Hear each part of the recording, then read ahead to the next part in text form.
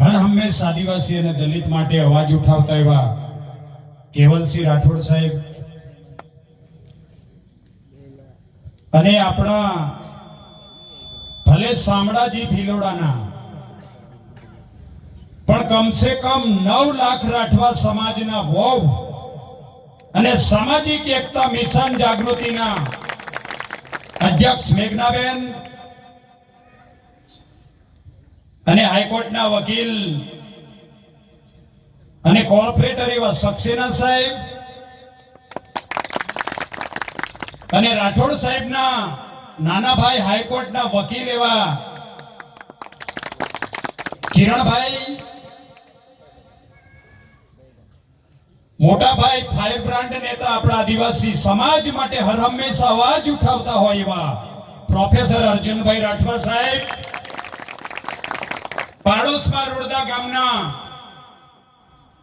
ખડ્ડુસ અને આદિવાસી સમાજ માટે પણ બોલતા હોય એવા ભાઈ શ્રી દેવસીભાઈ, ગામના પટલિયા પૂંજારાઓ અને અલગ અલગ ગામમાંથી અને રૂંબિયા ગામમાંથી સાથી યુવા મિત્રો અને બહેનો અને મોટા ભાઈ શ્રી વિજયભાઈ અને ગુરજી પસાઈ. મિત્ર, મીટિંગો તો કરીએ જ છે. હવે જયપાલસિંહ મુંડા સાહેબ નો થોડો પરિચય આપીશ. જયપાલસિંહ મુંડા આપણા જેવા એક ગરીબ કુટુંબમાં અને આદિવાસી સમાજમાં એમને 3/1/1903 માં ખૂટીમાં એમનો જન્મ થયો. ખૂબ ગરીબ કુટુંબમાં અને એવા સમયની અંદર 18મી 19મી સદીના મહાનાયક કહેવાય. એવા સમયની અંદર ખૂબ તકલીફો અને સંઘર્ષ કરીને પોતે ભણ્યા.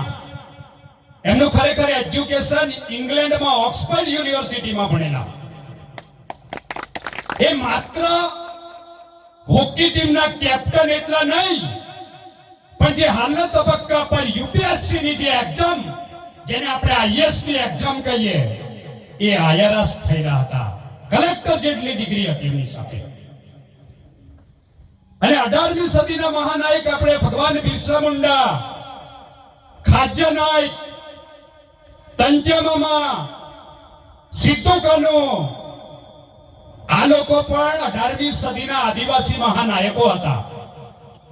અને મિત્ર, એમની જે મૂળ લડાઈ હતી તે જળ, જંગલ, જમીન અને આક્રમણખોર પ્રજાતિ અને અંગ્રેજોની સામે જળ, જંગલ, જમીન બચાવવા માટે એમનો સંઘર્ષ હતો 18મી સદીમાં.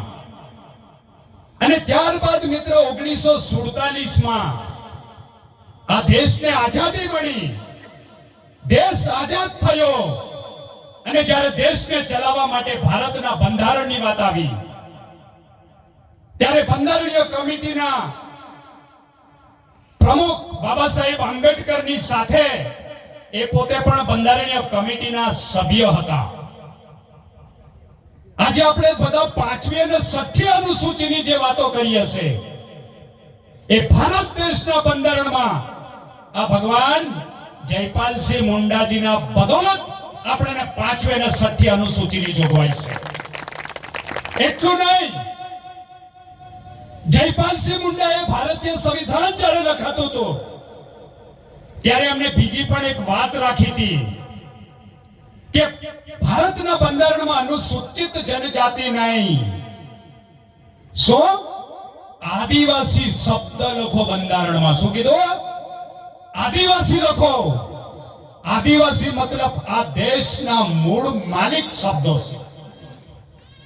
જ્યારે અનુસૂચિત જનજાતિ એ કોઈ ટોળું કે સમૂહમાં આપણી ગણતરી થઈ છે.